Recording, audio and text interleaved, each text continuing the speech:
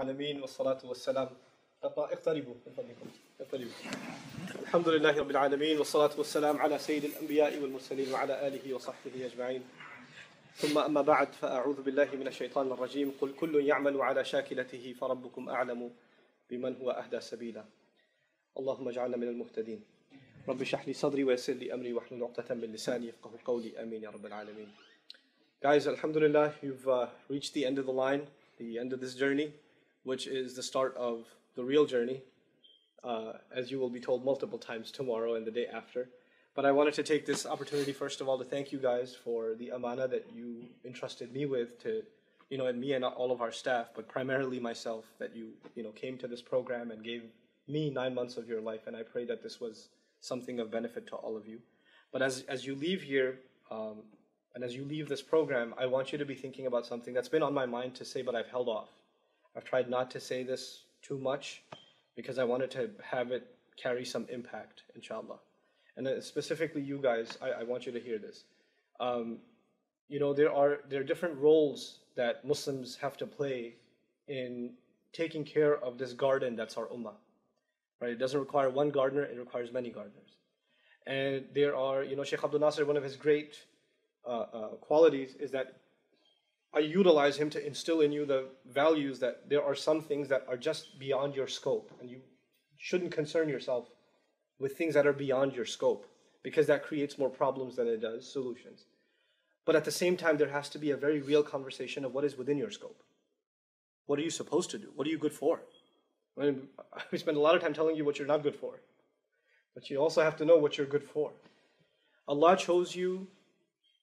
Allah created the financial means, the family means, the social means, the health, the situation by which you could leave, however you did poorly or well or not, that you could leave essentially dunya and come to the program for basically no motive but deen.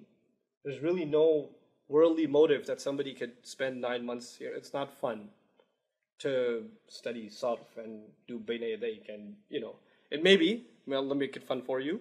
But I mean, you come and you sweat and you toil here, for reasons of deen.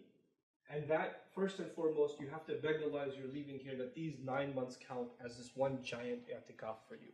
That this one giant, like excursion away from dunya for deen, like this hijrah for you, right? But why would Allah create that opportunity for you and not for so many others? There are so many people that want to come to the program, right? But their family doesn't allow it. Their financial situation doesn't allow it. Their immigration situation doesn't allow it. The country they're in, they can't leave, etc., etc. So many people didn't have that opportunity. You did. And I'm not just saying for our program, but other programs. Whoever gets accepted into a program and does some studies and is able to do that is because Allah opens certain doors for them. So the question you have to ask yourself very seriously is, if Allah opened these doors for me, isn't that a pretty clear indication that Allah has certain expectations of me? Because He didn't open it for others. He opened it for me. You have to hold yourself to a higher standard than other Muslims. You cannot compare yourself to other Muslims anymore. You're not better than them. By no stretch of the imagination am I better than any other Muslim or you're better than any other Muslim. But because Allah opened an opportunity for you to get closer to His book, to learn His deen, to learn the language of the deen, to introduce you to ideas and knowledge that now really opens the doors to knowledge for you, inshallah ta'ala. Because of that, you have to hold yourself to account more than you used to before. That's one. And two, you have to be, this ummah is in depression. The ummah overall is in depression. People are losing hope. People are not attached to their deen anymore. They don't see what the point of even being close to this deen is. People have to be called back to Allah. People have to be called back to the way of tawbah. People have to see the beauty and value of deen back in their lives again. You guys have to become agents of that each in your own way. And that does not necessarily mean grabbing a mic. It might, but it may not mean that. It may mean in your professional circle. It may mean in your family circle. It may mean in, among circles of friends. Maybe in authorship. Whatever it may take, whatever form it may take, but you have to somehow be agents of change. You have to be sources of inspiration. And you can't do that if you yourselves aren't inspired. Why are we connected to the Quran? I want to just give you a couple of quick examples. Rasulullah ﷺ had exhausting work. There's no doubt about it. The work he had to do is incredibly exhausting. And if you and I go into a crash course Or let's say there's a da'wah workshop and you have to stand on the street and do da'wah all day. Are you going to be burnt out by the end of the day or not? You are. And the kinds of things you're going to have to hear might even, I need some recovery time, I need some downtime before I ever try this again. You know what I'm saying? Rasul Sallallahu Alaihi Wasallam is engaged in this constantly. There are no weekends off. There are no days off. He's at it. And there's no burning out. There's no burning out. How is there not a burning out? That's a human phenomenon. Let's see, who should I send? That doesn't need. Yeah, Jibran graduated. Yes, go Jibran. No, I said, you don't get to go away. Come back here. This is not class.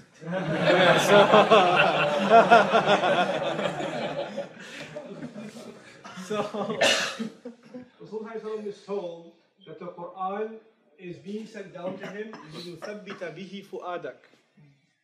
so that we can make firm by means of it, right? By means of it, your passionate heart. ليس القلب ولكن الفؤاد. So you could stay like your heart can remain just on fire and you're full steam, constantly thinking about this deen. That's a mentality that's developed if you become people of Quran. That's why I find such eloquence in the hadith that are related to the Quran. Like, Ya Ahlul Quran, la tatawassadu al-Quran. You know what wasada is in Arabic?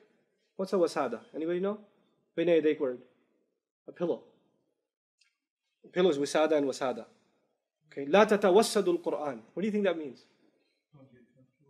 Don't get comfy with, don't get lax with the Quran. Don't turn Quran into a pillow that you lean on and use. Because Quran should put you to work. Quran should excite you. Quran should motivate you. You need a pep talk? Quran is it. If there's one thing that comes out of this education that you received, Quran becomes your pep talk. It's your picker-upper. It's your I can't sit still. I got to do stuff.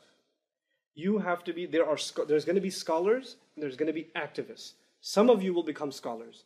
All of you should be activists. There's not one of you that should not be an activist of some sort of the other. In some circle or the other. In some way or the other. The Ummah is in need of activists. And inspired activists that draw their inspiration from Allah's book. That's what needs to be the case. I recited these ayat for a reason. I recited Surah Fussilat. Right? وَمَنْ أَحْسَنُ قَوْلًا مِمَّنْ دَعَا إِلَى اللَّهِ وَعَمِلَ صَالِحًا. You're making da'wah to Allah. You're using your knowledge and you're speaking out and you're letting other people know. But it is being backed up by what? وَعَمِلْ صَالِحًا.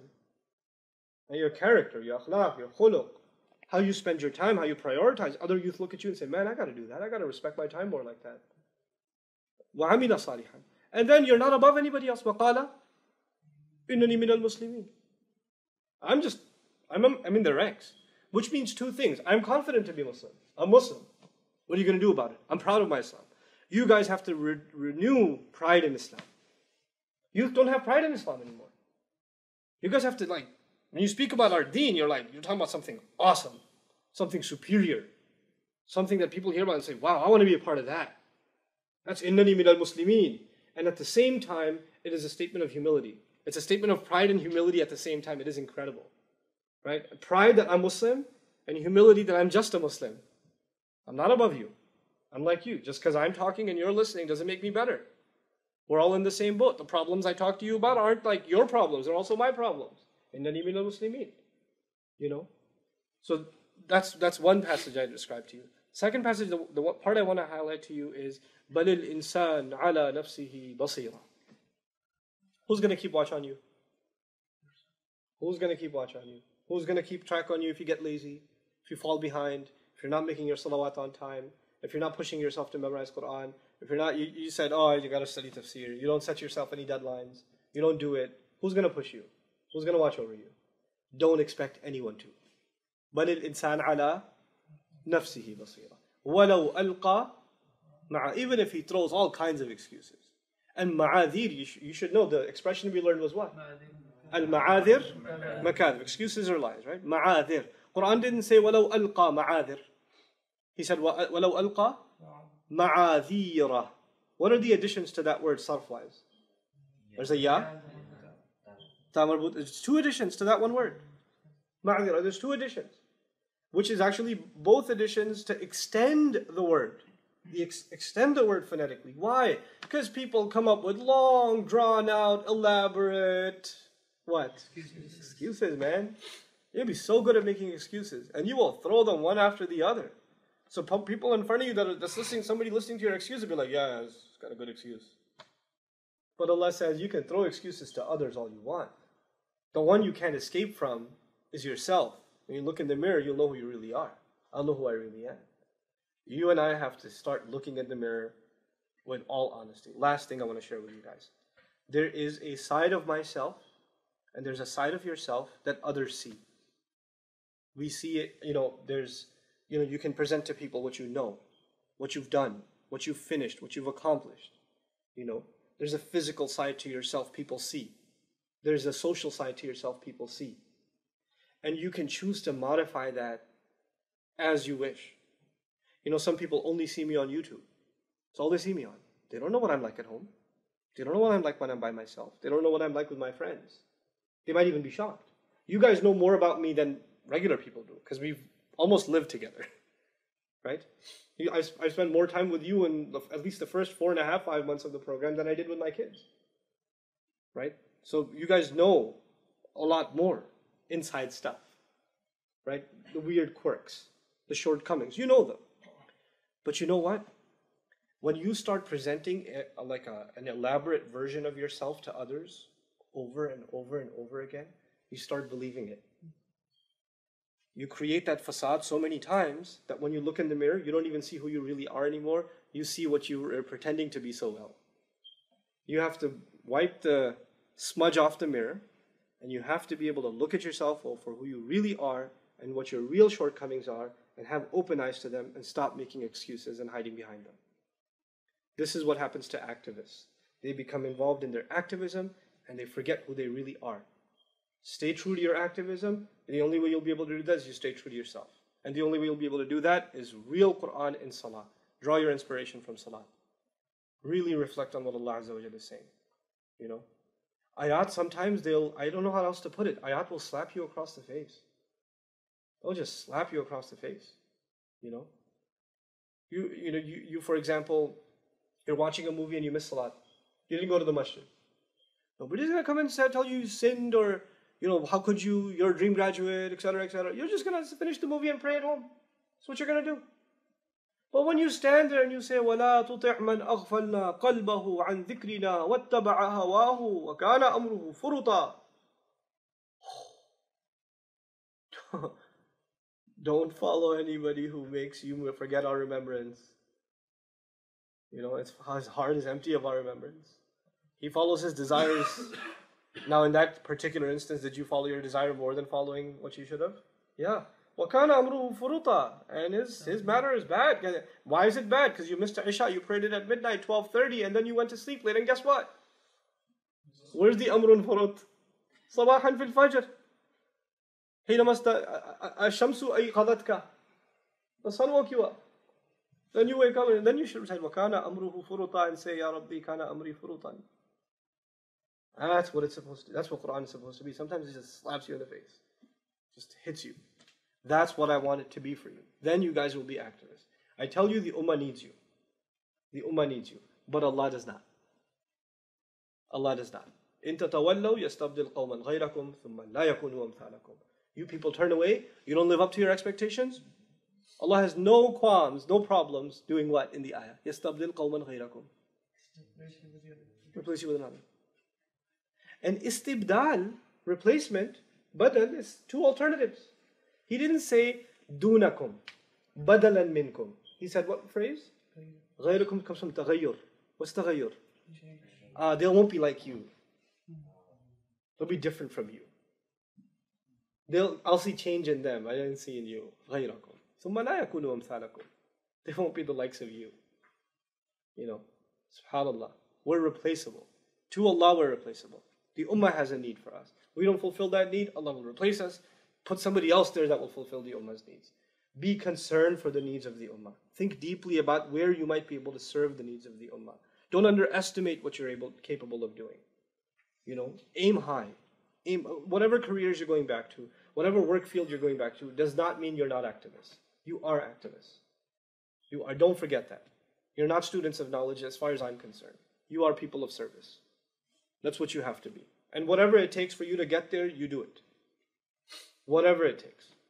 So I pray that you take this advice seriously. And I pray that, I honestly, every year as graduates come out, and I know my focus is to teach you guys Arabic, but not to make you into du'at and, activists and things like that. But that's my sincere dua for you, is that you do something in the way of furthering Allah's deen. Because that is the real investment I'm making into my akhirah as you guys. That you're my investment into the akhirah. What you guys do, I'm hoping to get commission. That's honestly what it is. So I really like to see you guys tear it up. Because this is like a pyramid scheme of Jannah situation. That's what it is. Halal Ponzi scheme. Yes, a halal Ponzi scheme. Very good. Thank you, lawyer. Okay, so this year is the first time I actually, Sheikh Abdul Nasser is a scholar, so he already knew the material. So when he took over some of the courses I used to teach, like the Arabic class, the 10-day class and stuff, it wasn't like something that I did. But when Sister Fusaina took over, when Brother Faizan took over, when some of you, inshallah ta'ala, are going to start teaching, then that's a reward feather in my hat. And I say, Ya Allah, if anybody ever learns about a mudaf ilayh from these guys, and then they're standing in salat, and they start crying when they hear Rabbil Alameen, and they say, like no alif lam, followed by jar. If it could be, it must be. Allahu Akbar. Then I want a piece of that. I want a piece of that action right there. That's what I want, Today of all days, I got a call from my teacher, Dr. Abdul Samir. He called me today from Pakistan. And we had a little conversation. SubhanAllah, man. It just takes you back to, it took me back to the day one when I was sitting in class with him. And he's like, there are 3 kinds of words in Arabic. Ism and fail in the harf. And I'm saying, like, what is he talking about? And the words in Arabic. There's only 3 words you have to know in Arabic. You know it. It's pretty easy. It's like, I got this. But subhanAllah, how Allah will, you can only imagine the rewards our messenger is reaping, sallallahu alaihi wasallam. Because when anybody's teaching anything from the deen, it is a product of someone who taught them, who's a product of someone who taught them, and it all goes back to Rasulullah sallallahu alaihi wasallam. SubhanAllah. It's incredible. It's just so incredible. That nothing good we do does not add to his deeds. There's not a thing we do that doesn't add to his deeds. His maqam is constantly rising. And we want to learn from that and have our maqam elevated. That's how you guys should think, inshallah ta'ala. So enjoy the rest of our hangout together, and enough of the reminder. Let's pray our sunnah. And speaking of sunnah, last bit, you'll notice that on campus, we pray the fard, and I typically go into the office. I pray my sunnah separately. I don't pray my sunnah with you guys. I pray separately. When you guys go into your communities, pray your sunnah in public. I have my own rationale. I'll tell you one more day, another time. But I'll tell you why you have to pray sunnah publicly. Not to show other people, but because you're examples whether you like it or not. You guys, whether you like it or not, being a graduate? He's going to give khutbah, right? These guys must be super religious, awesome. Right? You pray in the masjid. Pray sunnah in the masjid. Actually, it's preferred to pray sunnah at home. It's preferred. But for role models, I argue, you should pray in the masjid. Why? Other young people are looking at you. Oh, he's doing that. I should do that too. You're going to be encouraging people to pray. Sadaqah is better given in public or in private? Private. Allah says, "In tubdu sadaqat fa ni'mahi." If you show sadaqat, it's really good too. Why? Because in some contexts, when you publicly give sadaqah, what happens? It inspires others. You guys, whether you like it or not, there are eyes on you more than anything else. Allah's vision is on you. He's watching you, but there are people expecting from you, so you have to hold yourself to a higher standard. May Allah Azza wa Jal help you do that and make you the pride of this ummah. And may Allah Azza wa Jal raise us on Judgment Day with light on our right hands and light coming out of our chests that leads us straight to Jannah. Barakallahu li wa lakum. Assalamu alaikum.